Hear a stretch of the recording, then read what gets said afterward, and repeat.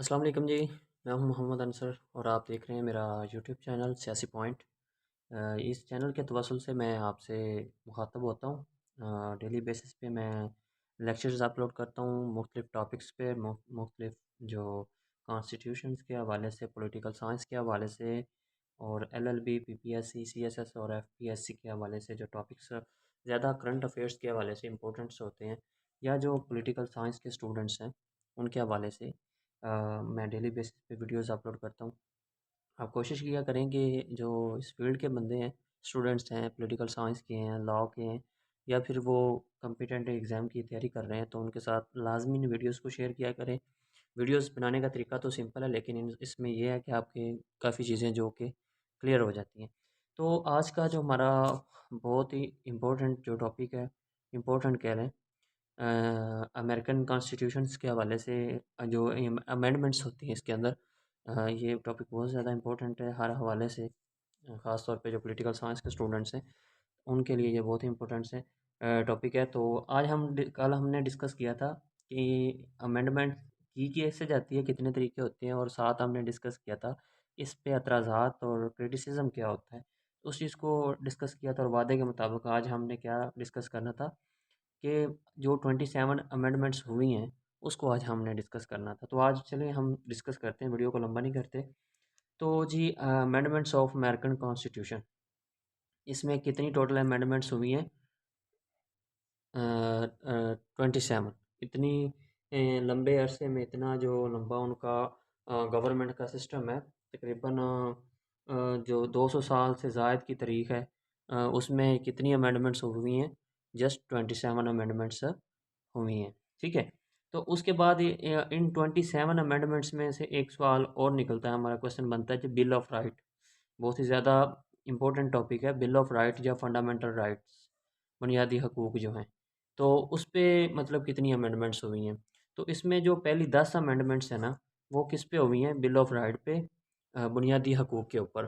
तो आज हम इस वीडियो के अंदर इस चीज़ को क्लियर करेंगे। टोटल 27 को डिस्कस नहीं करेंगे हम, जस्ट फर्स्ट 10 को, जो कि एक हमारा अलहदा क्वेश्चन बनता है, इसको डिस्कस करेंगे कि फर्स्ट जो है 10 अमेंडमेंट्स जो हैं उसके ऊपर हम बात करेंगे, जो कि जिसको हम क्या कहते हैं, बिल ऑफ राइट या फंडामेंटल राइट। तो उस पे बात करेंगे। तो उसमें अगर देखा जाए तो जो सबसे पहली अमेंडमेंट है ना हमारी, वो हुई थी 1791। 1791 के अंदर वो अमेंडमेंट हुई। और उसमें किस चीज़ के ऊपर अमेंडमेंट्स की गई? फ्रीडम ऑफ रिलीजन, और उसके बाद स्पीचेस, प्रेस, स्पीच, असेंबली और राइट ऑफ पेटिशन। इसमें मज़हब, प्रेस, तकरीर, असेंबली और दरख्वास्त की दरख्वास्त गुजारी जो होती है उसके ऊपर, जो दरख्वास्त की आज़ादी कह लें आपको, राइट ऑफ पेटिशन, दरख्वास्त की आज़ादी के ऊपर ये अमेंडमेंट्स की गई। और उसमें कहा गया कि जी कांग्रेस है ना, मज़हब के किसी निज़ाम से मुतल्लक या उस पर आज़ादाना अमल की ममानत करने या तकरीर या प्रेस, जो मतलब प्रेस होती है किसी भी स्टेट की, ये आज़ादी अवाम पर अमन इकट्ठा कर होने और शिकायतों की दाद रसी के लिए दरख्वास्त के हदूद को महदूद करने का कानून नहीं बनाएगी। उन्होंने ये कहा है कि जी, रिलीजन के ऊपर, प्रेस के ऊपर, स्पीच के ऊपर, असेंबली के ऊपर और राइट ऑफ पिटिशन, इन चीज़ों के ऊपर जो कांग्रेस है ना, कोई ऐसा कानून नहीं बनाएगी जिसके ऊपर इनका जो दरख्वास्त का हक है या इनकी इख्तियारात हैं या इनके ऊपर मतलब कोई ऐसी मतलब रोकथाम है किसी चीज़ के हवाले से, तो कांग्रेस ऐसा कोई कानून नहीं बनाएगी जिसमें इनके हक को महदूद कर दिया जाए। ठीक है? इन सारे चीज़ों का जो राइट है, उनको महदूद करने के लिए एक अमेंडमेंट की गई कि इसमें ये किया गया कि इनके ऐसा कोई कानून नहीं बनेगा स्टेट के अंदर, अमेरिकन स्टेट के अंदर, जिसमें इनके जो राइट्स हैं वो ज़ब्त हों। ठीक है? इसके जो बुनियादी हकूक़ है वो ज़ब्त हों। ठीक है? ये पहला पॉइंट हो गया। उसके बाद चलते हैं जी दूसरे पॉइंट की तरफ, तो वो बनता है जी असला रखने का हक। ठीक है? Right of people to bear arm not to be infringed. तो असला रखने का हक जो है, मतलब उसमें ये अमेंडमेंट की गई राइट ऑफ वेपन के हवाले से। तो एक आज़ाद रियासत, इसमें यह है कि एक आज़ाद रियासत की सलामती के लिए एक बाकायदा मुनज़्ज़म रज़ाकार फ़ौज जो होती है ना, वो ज़रूरी है। रज़ाकार इसलिए लोगों का हथियार रखने का हक गज़ब नहीं किया जाएगा। तो वो कहते हैं कि लोगों को मतलब उनसे ये हक नहीं छीना जाएगा कि वो अपनी सेल्फ डिफेंस के लिए या फौजी जो लोग होते हैं उनके लिए और उन सब के लिए जो असला रखने का हक है उसको ज़ब्त नहीं किया जाएगा। दूसरी अमेंडमेंट जो कि 1791 के अंदर हुई थी। तीसरी अमेंडमेंट की बात करें तो तीसरी ये सारी तकरीबन जो अमेंडमेंट्स हैं 1791 के अंदर ही हुई थी। जो फर्स्ट 10 अमेंडमेंट्स हैं ये 1791 के अंदर ही ये तमाम अमेंडमेंट्स हुई थी। तो इसमें तीसरे नंबर पे है जी फौजी दस्तों को ठहराना। फौजी दस्तों को ठहराने से क्या मुराद है जी? किसी सिपाही को ज़माना अमन में या में किसी घर में मालिक की मर्ज़ी के ख़िलाफ़ या ज़माना जंग में सिवाय कानून मुकर्ररा तरीके के ठहराना नहीं होगा कि मतलब या तो ज़माना जंग हो, ठीक है? ज़माना जंग या ज़माना अमन हो। अमन की सूरत और जंग की सूरत में आप किसी फ़ौजी को या फ़ौजी दस्तों को किसी घर में नहीं ठहरा सकते। हाँ, जंग के ज़माने के अंदर आप ठहरा सकते हैं इन दिस सिचुएशन के आप कानून को कानूनी जो तरीक़ाकार है मुकर्रर किया गया है उनका एक कानूनी तरीक़ाकार है अमेरिका का जिसमें वो जंग की हालत में जब होते हैं तो फ़ौजी दस्तों को घरों में ठहराने के लिए एक मतलब कानून है उनका।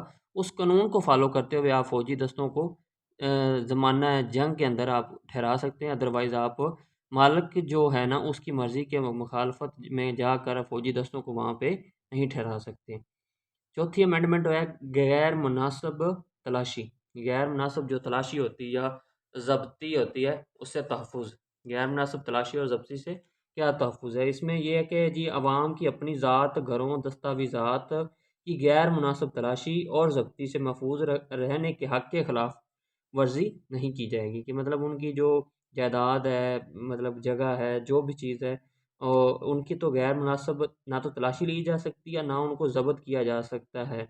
उनकी खिलाफ वर्ज़ी नहीं की जा अच्छा जी, बगैर वजह जो वारंट होते हैं, वारंट पर हलफ़ और तस्दीक के ज़रिए तलाशी जब ली जाती है, जो हलफ़ लिया जाता है, जब वारंट जारी किए जाते हैं, सर्च वारंट या अरेस्ट वारंट जारी सर्च की बात हो रही है इसमें ज़्यादा। तो सर्च वारंट के अंदर ये है जी, आप तस्दीक और सारी चीज़ें होने के बाद भी अगर आप कोई चीज़ ज़ब्त करते हैं या किसी जगह पर जगह जो तलाश करनी है, तो उनका जो ज़िक्र है, वो उसके अंदर करना है कि आपने इन चीज़ों की सर्च करनी है, ये जगह है, ये फ़लाँ है, ये फ़लाँ है, ये सारी चीज़ें क्या करनी है आपने उसके अंदर जब व इजाज़तनामा लेना है तो तब आपने हर चीज़ को क्या करना है, उसके अंदर बयान करना है। अगर आप नहीं करते तो वो आपके वो आइन के मुनाफ़ी है। उसके बाद आ जाते हैं जी मुल्ज़िमों के हकूक़, निजी जायदाद का तहफ़्फ़ुज़। मुल्ज़िमों के भी हकूक़ होंगे। तो उसमें ये है कि जी किसी भी शख़्स को किसी संगीन या बदनाम जुर्म के लिए जवाबदेह करार नहीं दिया जाएगा। ठीक है? वक़्त ये कि ज्यूरी का कोई हलफ़नामा या फ़र्द जमा ना हो और माँ सिवाय ऐसी सूरत में जो बरी और बहरी अफ़वाज में या रज़ाकार फ़ौज में पैदा हों जब वो अपनी मुलाज़मत के दौरान ज़माना जंग या ख़तरा आमा में हों, ना ही किसी शख़्स को एक ही जुर्म की पादाश में दोबारा ज़िंदगी या अज़ा के ख़तरे में डाला जाएगा, ना ही उसे किसी फ़ौजदारी मुकदमे में अपने ख़िलाफ़ गवाही देने के लिए मजबूर किया जाएगा कि वो कहते हैं जी, ना तो उसमें मतलब एक ही जुर्म की बार-बार सज़ा दी जाएगी, उसकी ज़िंदगी को या उसके अज़ा किसी को ख़तरा नहीं पहुँचाया जाएगा और ना ही किसी फ़ौजदारी मुकदमे के अंदर उसे मजबूर किया जाएगा कि वो अपने ख़िलाफ़ गवाही दे। ठीक है? और उसे मुनासिब जो कानूनी ज़ाब्ते होते हैं या उसके मतलब ज़ाब्ते के बगैर ज़िंदगी, आज़ादी और जायदाद से महरूम किया जाएगा। और मतलब उसको मतलब ना ही तो उसे मतलब कानूनी ज़ाब्ते के बगैर कोई भी ऐसा तरीका जिसमें मतलब उसकी ज़िंदगी या उसके जायदाद को ज़ब्त करना हो, तो ऐसा हरगिज़ नहीं होगा। हाँ, अलबत्ता एक सूरत में आप कानूनी ज़ाब्तों को फ़ॉलो करते हुए ये सब कुछ कर सकते हैं। जो कानून आपको कहता है, आप कानून के मुनाफ़ी नहीं जा सकते और ना ही निजी जायदाद को बगैर मुनसिफ़ाना मुआवज़े के इस्तेमाल आमा के लिए कब्ज़ा में लिया जाएगा। ठीक है? तो ये बात थी इसकी जी मुल्ज़िमों के हकूक़ और उनके तहफ़्फ़ुज़ की। अच्छा जी, उसके बाद है फ़ौरी मुनसिफ़ाना इंसाफ़ का हक़। वो कहते हैं जी तमाम जो फ़ौजदारी इस्तग़ासे होते हैं उसमें मुल्ज़म को ये हक़ दिया जाएगा कि गैर जानबदार जूरी पर उससे रियासत और ज़िला में फ़ौरी और खुली अदालत में मुकदमा चलाए। उसको ये हक़ हासिल है कि वो ज़िला में जो अदालत होती है, खुली अदालतें हैं, उनमें अपना मुकदमा चलाए जहाँ जुर्म सरजर्द हुआ हो, उस ज़िला की कानूनी तहकीक पहले कर ली गई हो। कि मतलब वो तमाम तहकीकात जहाँ पर उसने वो जुर्म किया है, वो तहकीकात कर ली गई और उस इल्ज़ाम की वजह और नौइयत और मुखालिफ गवाहों के बारे में जानते अपने हक़ में गवाहान मुहैया करने और अपने दिफ़ा के लिए वकील की खिदमत हासिल करने का हक़ होगा। वो कहता है कोई भी फ़ौजदारी मुकदमा है तो उसमें उसको जो मुल्ज़म है उसको ये हक़ दिया जाता है जी, एक तो वो अपने ज़िला की अदालत के अंदर मतलब मुकदमा चला सकता है।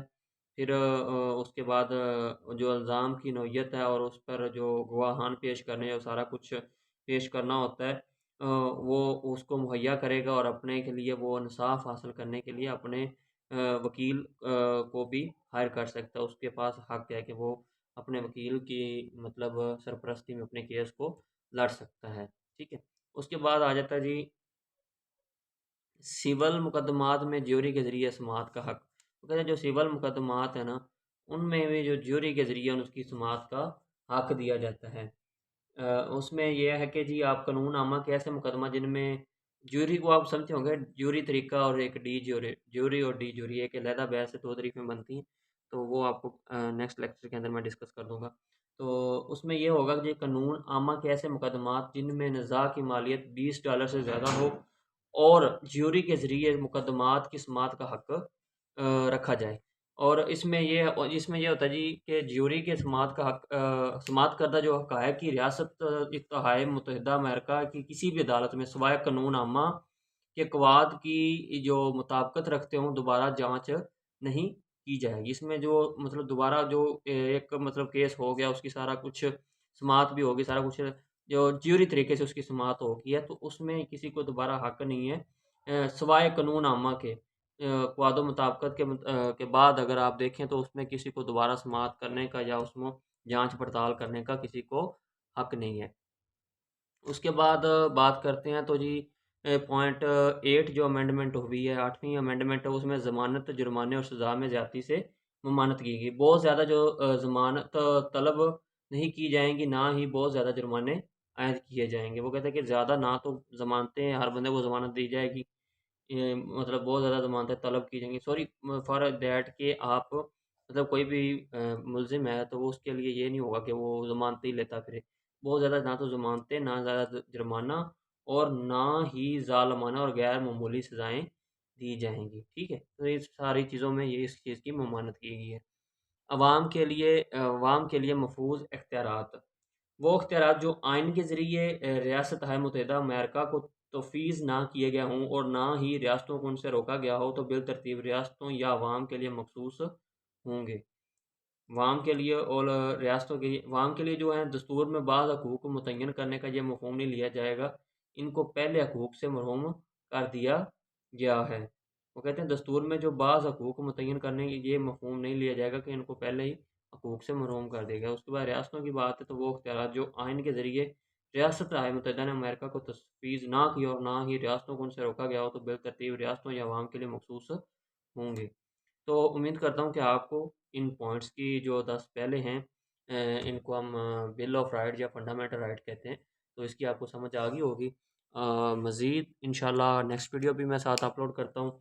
उसमें जो नेक्स्ट हमारे रह गए हैं 17 जो अमेंडमेंट्स रह गई, उस पे इंशाल्लाह नेक्स्ट वीडियो के अंदर बात करते हैं। तब तक इजाज़त दीजिए। अल्लाह हाफ़िज़।